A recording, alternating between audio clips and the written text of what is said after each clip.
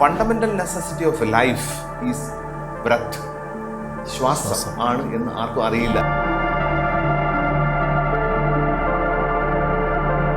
ലോകത്തിലെ ഏറ്റവും കൂടുതൽ ആയുസ്സുള്ള ഒരു ജീവി ഏതാണെന്ന് അറിയാം. നിങ്ങൾക്ക് കോൺഫിഡൻസ് ആയിട്ട് പറയാൻ പറ്റുമോ നിങ്ങൾ ശ്വസിക്കുന്നത് പെർഫെക്റ്റ് ആയിട്ടാണെന്ന് പറയാൻ പറ്റുമോ? പറയാൻ പറ്റില്ല. എന്ന് വെച്ചാൽ നമുക്ക് അറിഞ്ഞുകൂടാ. ശ്വാസമാണ് ജീവിത ദൈർഘ്യത്തിനെ ഡിഫൈൻ ചെയ്യുന്ന ഒരു ഫാക്ടർ. ചലേ വാദേ ചലം ചിത്തം നിശ്ചലം നിശ്ചലം ഭവേത്. when the breath is disturbed, mind is disturbed and vice versa. ഒരിക്കൽ കാണുമ്പോൾ അങ്ങനെയല്ല. അതെ അതെ, വെൽ എക്സിക്യൂട്ടീവ് ആണ്. അതെ അതെ, പിന്നെ ചാമിങ് ആണ്. താടി കണ്ടപ്പോൾ ഉടനെ ആൾക്കാർ എന്ത് പറ്റി താടി വളരുന്നു? ഇതിന് പറ്റിയ പ്രായമല്ല ഇത്. ആദിശങ്കരാചാര്യരും ജീസസ് ക്രൈസ്റ്റ്, ഒരുപക്ഷെ സ്വാമി വിവേകാനന്ദനും റിട്ടയർമെന്റിന് ശേഷം ആധ്യാത്മികതയിലേക്ക് എത്തിയിരുന്നെങ്കിൽ എന്തായിരിക്കും സംഭവിക്കുക? നമ്മൾ ആധ്യാത്മികതയുടെ ഏറ്റവും സിംബോളിക് റെപ്രസെന്റേഷൻ ആയിട്ട് നമ്മൾ കാണുന്നത് ശിവനെയാണ്.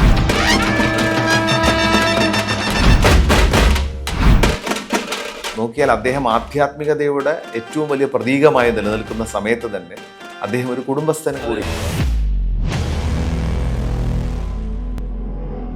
ഇൻസ്റ്റാഗ്രാം വീഡിയോ നമ്മൾ പലരും കാണാറുണ്ട്. പക്ഷേ നമുക്ക് ഇൻസ്പയറിംഗ് ആയിട്ടുള്ള ചില വീഡിയോസ് കാണുമ്പോഴാണ് നമുക്ക് ഇങ്ങനെയൊക്കെ നമുക്ക് ചെയ്യാൻ പറ്റും. അത് പറയാൻ കാരണം ചില ആയോധന കലകൾ. കേരളത്തിൽ പറയുകയാണെങ്കിൽ കളരി. എനിക്ക് ഈ കളരിയെക്കുറിച്ച് കൂടുതൽ ഇൻട്രസ്റ്റിംഗ് ആയിട്ട് തോന്നിയത് അത്തരം ഇൻസ്റ്റാഗ്രാം വീഡിയോയാണ്.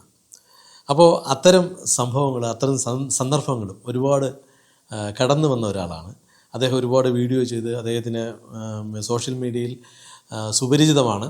അദ്ദേഹത്തിന് അറിഞ്ഞുകൂടാത്ത ആരുമില്ല. ഒരുപാട് ശിഷ്യഗണങ്ങളുണ്ട്. അദ്ദേഹത്തെ സ്വാധീനം ചെയ്യാം. വേറെ ആരുമില്ല, മഹേഷ് ഗുരുക്കളാണ്. ഒരു ഭാഗ്യമായി ഞാൻ കരുതുന്നു. കാര്യം നമ്മൾ തമ്മിൽ ഒരു 10-16 വർഷത്തെ പരിചയമുണ്ട്. ഇപ്പോഴാണ് വീണ്ടും ഒന്ന് കാണാൻ പറ്റിയത്. പിന്നെ ഇടയ്ക്ക് കാണാൻ പറ്റിയില്ല. പക്ഷെ അങ്ങയുടെ വീഡിയോ ഞാൻ കാണാറുണ്ട്. അസാധ്യമാണ്, ഗംഭീരമാണ്. അത് ചില കുട്ടികളെ കൊണ്ട് ചെയ്യുന്ന, പ്രത്യേകിച്ച് പെൺകുട്ടികൾ പുറത്തോട്ട് വരാനോ അല്ലെങ്കിൽ പൊതുവേദികൾ മടിച്ചു നിൽക്കുന്ന പെൺകുട്ടികളാണ് ധൈര്യമായി മുന്നോട്ട് വന്ന് കളരിയിലെ ഇത്തരം അഭ്യാസ മുറകൾ കാണാൻ പറ്റി. ഏറ്റവും പ്രധാനപ്പെട്ട ഒരു കാര്യം, അഗസ്ത്യം ശക്തി എന്ന് പറയുന്നൊരു പ്രോഗ്രാം കഴിഞ്ഞ 4 വർഷമായിട്ട് നമ്മൾ ചെയ്യുന്നുണ്ട്. അതായത് ഇന്ത്യയിൽ ആകമാനം സഞ്ചരിച്ചുകൊണ്ട് ഇതുവരെ നമ്മൾ 12,000 പെൺകുട്ടികളെയാണ് ഇതുവരെ ട്രെയിൻ ചെയ്തിരിക്കുന്നത്. 12,000 ഗേൾസ്. അതായത് നമ്മൾ മനസ്സിലാക്കേണ്ടത് ഭാരതം പല രീതിയിൽ മുന്നോട്ട് വന്നിരിക്കുന്നു. ഇപ്പോൾ നമുക്ക് ലോകശക്തികളിലൊന്നാണ്. സാമ്പത്തികമായി വളരെയധികം മുന്നോട്ട് പോയി. പിന്നെ വിദ്യാഭ്യാസപരമായി വലിയ മുന്നേറ്റം നടത്തി. ഒരുപാട് കാര്യങ്ങളിൽ ഭാരതം ലോക രാജ്യങ്ങൾക്ക് തന്നെ മാതൃകയായിട്ട് മുന്നോട്ട് പോയിക്കൊണ്ടിരിക്കുന്നു. പക്ഷെ അതേ സമയം തന്നെ ഓരോ 16 മിനിറ്റിലും ഇന്ത്യയിൽ ഒരു പെൺകുട്ടിക്ക് നേരെ ഒരു അക്രമം നടക്കുന്നുണ്ട്, ഒരു മൊളസ്ട്രേഷൻ നടക്കുന്നുണ്ട്, അല്ലെങ്കിൽ ഒരു റേപ്പ് അറ്റംപ്റ്റ് നടക്കുന്നുണ്ട്.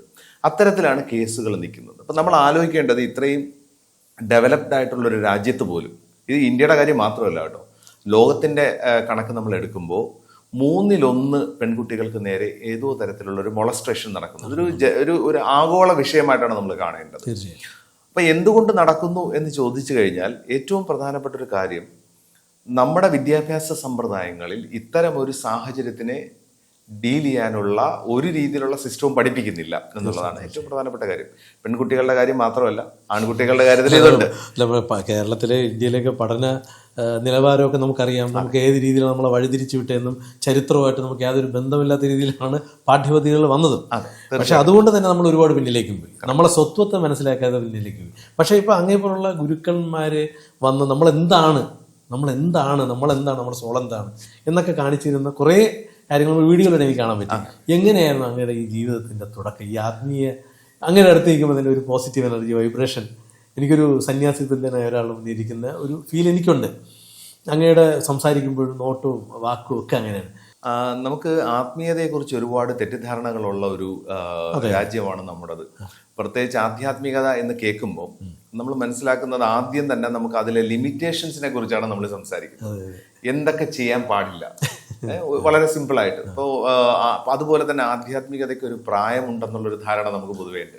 അതിൻ്റെ ഏറ്റവും പ്രധാനപ്പെട്ട റീസൺ, എന്നെ ഈ രൂപത്തിൽ കാണുമ്പോൾ പല ആൾക്കാരും, പല ബന്ധുക്കളും ഒക്കെ എന്നോട് പലപ്പോഴും ചോദിക്കാറുണ്ട്, നിനക്ക് എന്ത് പറ്റിയെന്ന് ഫസ്റ്റ് ചോദിക്കാറുണ്ട്. അപ്പൊ ഞാൻ പറഞ്ഞു എന്ത് പറ്റിയോ ഒന്നും അല്ല പറ്റിയിട്ടില്ല. ഞാൻ ഒരിക്കൽ കാണുമ്പോൾ അങ്ങനെയല്ല, അതെ അതെ വെൽ എക്സിക്യൂട്ടീവ് ആണ്, അതെ അതെ പിന്നെ ചാമിങ് ആണ്, ഒരു നല്ലൊരു ചെറുപ്പക്കാരൻ. ഞാൻ ആദ്യം കാണുമ്പോൾ അങ്ങനെയായിരുന്നു. പക്ഷെ അങ്ങയുടെ ടോട്ടലി അങ്ങയുടെ ഡിഫറെന്റ് ഈ ഒരു മാറ്റം. അല്ല അതിന്റെ കാര്യമാണ് ഞാൻ പറഞ്ഞു വരുന്നത്. അപ്പൊ നമുക്കൊരു പെട്ടെന്ന് നമ്മൾ ഞാൻ ഇങ്ങനെ താടി കണ്ടപ്പോൾ ഉടനെ ആൾക്കാർ എന്ത് പറ്റി താടി വളരുന്നു, അത് മാത്രമല്ല ഇതിന് പറ്റിയ പ്രായമല്ല ഇത് എന്നെല്ലാവരും പറയാറുണ്ട്. അപ്പൊ ഞാൻ സാധാരണ ആൾക്കാരോട് ചോദിക്കും, അങ്ങനെയാണെങ്കിൽ ആധ്യാത്മികതയുടെ ഒരു പ്രായം എന്താണ്? അപ്പൊ എല്ലാവരും പറയുന്ന ഒരു ഉത്തരം എന്ന് പറയുന്നത് ഒരു റിട്ടയർമെന്റിനൊക്കെ ശേഷം പോരെ ഇത് കുറച്ചുകൂടെ. അപ്പൊ ഞാൻ തിരിച്ചവരോട് ചോദിക്കുന്ന ഒരു ചോദ്യം, ആദിശങ്കരാചാര്യരും ജീസസ് ക്രൈസ്റ്റും ഒരുപക്ഷെ സ്വാമി വിവേകാനന്ദനും റിട്ടയർമെന്റിന് ശേഷം ആധ്യാത്മികതയിലേക്ക് എത്തിയിരുന്നെങ്കിൽ എന്തായിരിക്കും സംഭവിക്കുക? ഈ ലോകത്തിന് സംഭവിക്കുക. ആധ്യാത്മികതയെക്കുറിച്ച് നമുക്ക് ഒരുപാട് തെറ്റായ ധാരണകൾ നമുക്കുണ്ട്. എന്താണ് ആധ്യാത്മികത എന്ന് ചോദിച്ചാൽ, ഇപ്പം സ്പിരിച്വാലിറ്റി എന്നുള്ള വാക്ക് നമ്മൾ കേൾക്കുമ്പോൾ അത് തന്നെ എസ്പിരിറ്റോ എന്ന് പറയുന്നൊരു വാക്കിൽ നിന്നാണ് ഉണ്ടായിരിക്കുന്നത്. എസ്പിരിറ്റോ മീൻസ് ബ്രീത്ത്, ശ്വാസം. നമ്മളെ കൂടുതലായിട്ട് അറിയുക എന്നുള്ളതാണ് സ്പിരിച്വാലിറ്റിയുടെ ഏറ്റവും പ്രധാനപ്പെട്ട കാര്യം. സ്വയം അറിയുക, അവനവനെ അറിയുക എന്ന് കേട്ടിട്ടുണ്ട്. എന്താണ് അവനവനിൽ അറിയാനുള്ളത് എന്നുള്ളത് നമ്മൾ മനസ്സിലാക്കണം. അവനവനിൽ എന്താണ് അറിയാനുള്ളതെന്ന് ചോദിച്ചു കഴിഞ്ഞാൽ നമ്മളെക്കുറിച്ച് കൂടുതൽ ബോധവാന്മാരായാൽ മാത്രമേ നമ്മുടെ സാധ്യതകൾ എന്താണെന്ന് നമുക്ക് മനസ്സിലാക്കാൻ വേണ്ടി പറ്റൂ. തീർച്ചയായും. അതായത് ആധ്യാത്മികത ഒരിക്കലും ലിമിറ്റേഷൻസ് അല്ല, സാധാരണ മനുഷ്യനിൽ നിന്ന് ഉയർന്ന് ചിന്തിക്കാനുള്ള ഒരു ചിന്താഗതിയിലേക്കുള്ള പ്രയാണമാണ്. അങ്ങനെ ഉയർന്ന് ചിന്തിച്ച ചിന്താഗതിയിലേക്ക് എത്തിയ ആൾക്കാരാണ് ഞാൻ നേരത്തെ പറഞ്ഞ ശങ്കരാചാര്യരും ശ്രീനാരായണ ഗുരുദേവനും അല്ലെങ്കിൽ ഈ പറയുന്ന സ്വാമി വിവേകാനന്ദനുമൊക്കെ. സാധാരണ മനുഷ്യനേക്കാൾ ഉയർന്ന് ചിന്തിക്കാനുള്ള ഒരു പാതയാണ് ആധ്യാത്മികത എന്ന് പറയുന്നത്. അതിന് ഈ പറയുന്ന ബിംബങ്ങളുമായിട്ട് ബന്ധമില്ല, ഈ പറയുന്ന സാംസ്കാരികമായിട്ട് നമ്മൾ കാണുന്ന പലതുമായിട്ടും ബന്ധമില്ല. ആധ്യാത്മികത എന്ന് തുടങ്ങണമെന്ന് ചോദിച്ചു കഴിഞ്ഞാൽ, എന്നാണോ ഒരു ജീവിതം ആരംഭിക്കുന്നത്, ആധ്യാത്മികതയും അതേസമയം തന്നെ ഭൗതികതയും ഒരുപോലെ കൊണ്ടുപോയിട്ടൊരു കാര്യമാണ്. കാരണം നമുക്കറിയാം, നമ്മൾ ആധ്യാത്മികതയുടെ ഏറ്റവും സിംബോളിക് റെപ്രസെന്റേഷൻ ആയിട്ട് നമ്മൾ കാണുന്നത് ശിവനെയാണ്, അല്ലെ? ശിവനിൽ നിന്നാണ് യോഗ വിദ്യകളെല്ലാം ഉണ്ടായതെന്ന് പറയുന്നത്, ആദിയോഗിയിൽ നിന്നെല്ലാം ഉണ്ടായി എന്ന് പറയുന്നു. അപ്പൊ ശിവൻ എന്താണ് കാണിച്ചു തരുന്നതെന്ന് ആദ്യം നോക്കിയാൽ അദ്ദേഹം ആധ്യാത്മികതയുടെ ഏറ്റവും വലിയ പ്രതീകമായി നിലനിൽക്കുന്ന സമയത്ത് തന്നെ അദ്ദേഹം ഒരു കുടുംബസ്ഥനാണ്. പല ആൾക്കാരും എന്നോട് ചോദിക്കുന്നത്, സ്പിരിച്വാലിറ്റി ഉണ്ടെങ്കിൽ വിവാഹം കഴിക്കാമോ? ഞാൻ ചിന്തിച്ചു നോക്കിയപ്പോൾ അഗസ്ത്യന് ലോപമുദ്രയുണ്ട്, വസിഷ്ഠൻ അരുന്ധതിയുണ്ട്. ഇങ്ങനെ നമ്മൾ സന്യാസി വര്യന്മാരായിട്ട് ആധ്യാത്മികതയെ മുൻനിർത്തി മുന്നോട്ട് പോയിക്കൊണ്ടിരുന്ന ആൾക്കാർക്കെല്ലാം ഒരുപാട് ആൾക്കാർക്ക് അവര് പത്നി സമേതരായിട്ടിരിക്കുന്നു, അല്ലെ? അപ്പൊ ഭൗതികതയും ആധ്യാത്മികതയും ഒരുമിച്ച് കൊണ്ടുപോകേണ്ട ഒരു കാര്യമാണ് എന്ന് നമുക്ക് ആദ്യം മനസ്സിലാക്കാൻ വേണ്ടി പറ്റിയിട്ടുണ്ട്. അപ്പം അതില് ഏറ്റവും പ്രധാനപ്പെട്ട കാര്യം, ആധ്യാത്മികതയ്ക്ക് പ്രായമില്ല. അതാണ് ഞാൻ പറയാൻ വേണ്ടി വന്നത്. എന്നാണോ ഒരു മനുഷ്യൻ ഇവോൾവ് ചെയ്യുന്നത്, അവന് ഉയർന്ന ചിന്തിക്കാനുള്ള കപ്പാസിറ്റി വേണം, യുക്തിപരമായി ചിന്തിക്കാനുള്ള ഒരു ചിന്ത അവനുണ്ടാവണം. എല്ലാത്തിനെയും ബ്ലൈൻഡായിട്ട് വിശ്വസിക്കാതെ സീക്കിങ്, അന്വേഷണം എന്ന് പറയുന്നത് വളരെ ഇമ്പോർട്ടൻ്റ് ആയിട്ടുള്ളൊരു കാര്യമാണ്. ഒരു ആത്മാന്വേഷണം എന്ന് പറയുമല്ലോ, നമ്മൾ എന്താണ് നമ്മൾ ആദ്യം മനസ്സിലാക്കണം. ഒരു കാര്യം നമ്മൾ കേൾക്കുമ്പോൾ അതിനെ ബ്ലൈൻഡായിട്ട് നമുക്ക് വിശ്വസിക്കാതെ അതിനെ കൂടുതൽ ആഴത്തിൽ അറിയാൻ ശ്രമിക്കുക. അറിഞ്ഞതിന് ശേഷം നമ്മൾ അതിലെ തെറ്റും ശരിയും മനസ്സിലാക്കാൻ നമ്മൾ എന്നാണോ പ്രാപ്തനാകുന്നത് അങ്ങനെ. അപ്പോൾ ഇതിൽ ശരിക്കും അവനവനെ അറിയുന്നില്ല, അല്ലെങ്കിൽ എന്താണോ നമ്മൾ ചെയ്യുന്നത് നമുക്ക് ശരിക്കും അറിയാത്തൊരു കാലഘട്ടമാണ്. ഇപ്പം കുട്ടികളെ തന്നെ, ഇപ്പം നമ്മൾ ചെറുപ്പക്കാരല്ല, മുതിർന്ന ആൾക്കാർ. എന്നാലും നമ്മളിപ്പോൾ 2K കിഡ്സ് എന്ന് പറഞ്ഞ് നമ്മൾ അവരെയും പറയാറുണ്ട്. പക്ഷെ എന്നോ നമ്മൾ തന്നെ ചെയ്ത കാര്യങ്ങളാണ് അവർ ചെയ്യുന്നത്. അത് ആ തുടർച്ച, ആ പുരോഗതിയും ചിന്തകളും മാറിക്കൊണ്ടിരിക്കും, കാലഘട്ടത്തിനനുസരിച്ച് മാറും.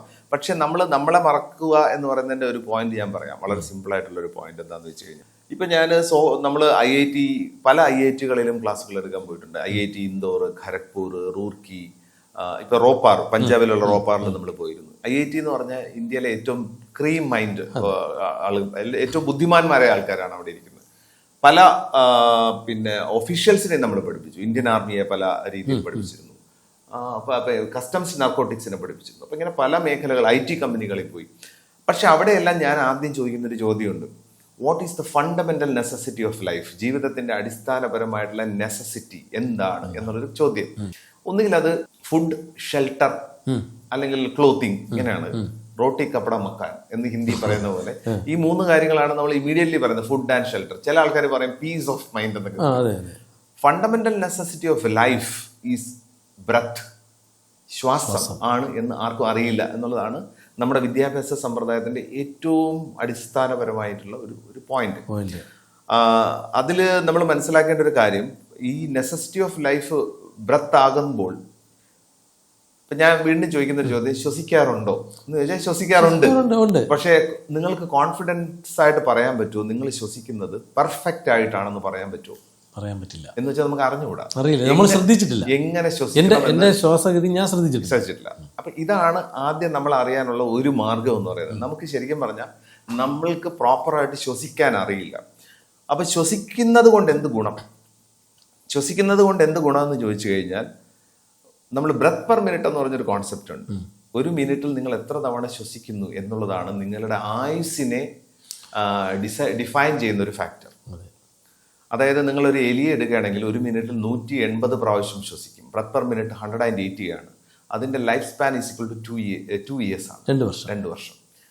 നമ്മൾ ഒരു ഡോഗിനെ എടുക്കുകയാണെങ്കിൽ അത് 60 ആണ്. അതിൻ്റെ ലൈഫ് സ്പാൻ എന്ന് പറഞ്ഞാൽ നിങ്ങൾക്കറിയാം 13-14 വർഷങ്ങളാണ്. ലോകത്തിലെ ഏറ്റവും കൂടുതൽ ആയുസ്സുള്ള ഒരു ജീവി ഏതാണെന്ന് അറിയാമോ? ആമയാണോ? അത് അതിൻ്റെ ബ്രെത്ത് പെർ മിനിറ്റ് 2 to 3 ആണ്. അതിൻ്റെ ലൈഫ് സ്പാൻ എന്ന് പറയുന്നത് 250 ഇയേഴ്സ് ആണ്.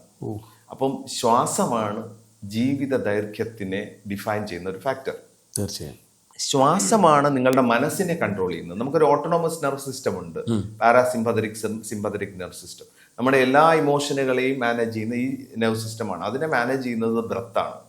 അപ്പം ശ്വാസമാണ് നമ്മുടെ മനസ്സിനെയും കൺട്രോൾ ചെയ്യുന്നത്. നിങ്ങളൊരു കൊച്ചുകുട്ടി കരയുന്നത് കണ്ടാൽ അവൾ ഏങ്ങലടിക്കുന്ന കാണാം അതിനുശേഷം ഇങ്ങനെ. അതെന്ന് പറഞ്ഞാൽ ബ്രീത്തിന്റെ ഒരു മാനിപ്പുലേഷൻ ആണ്, അവളെ സെറ്റിൽ ഡൗൺ ചെയ്യിപ്പിക്കാനുള്ള. നിങ്ങൾ ഡിപ്രസ്ഡ് ആണെങ്കിൽ നിങ്ങൾ ലോങ് ആയിട്ട് ഇങ്ങനെ ബ്രീത്ത് ചെയ്യും അല്ലേ? അതെ. അപ്പം നമ്മുടെ ഇമോഷൻസിനനുസരിച്ച് ബ്രത്തിന്റെ ഒരു പാറ്റേൺ ഉണ്ട്. ആ പാറ്റേൺ വന്നുകൊണ്ട് നമ്മളെ സെറ്റിൽ ഡൗൺ ചെയ്യിപ്പിക്കുന്നതായിട്ട് കാണാം. ഹഠയോഗ പ്രദീപിക പറയുന്നത് ചലേ വാദേ ചലം ചിത്തം നിശ്ചലം ഭവേത്. When the breath is disturbed, mind is disturbed and vice versa എന്നാണ്. അപ്പം മനസ്സിനെ നിയന്ത്രിക്കുന്നതും നിങ്ങളുടെ ആയുസ്, അതായത് ഹെൽത്തും ശ്വാസത്തിൽ അധിഷ്ഠിതമാണ്. പക്ഷേ എങ്ങനെ ശ്വസിക്കണം എന്ന് നമുക്കറിയില്ല എന്നുള്ളിടത്താണ് നമ്മുടെ പഠനം ആരംഭിക്കേണ്ടത്.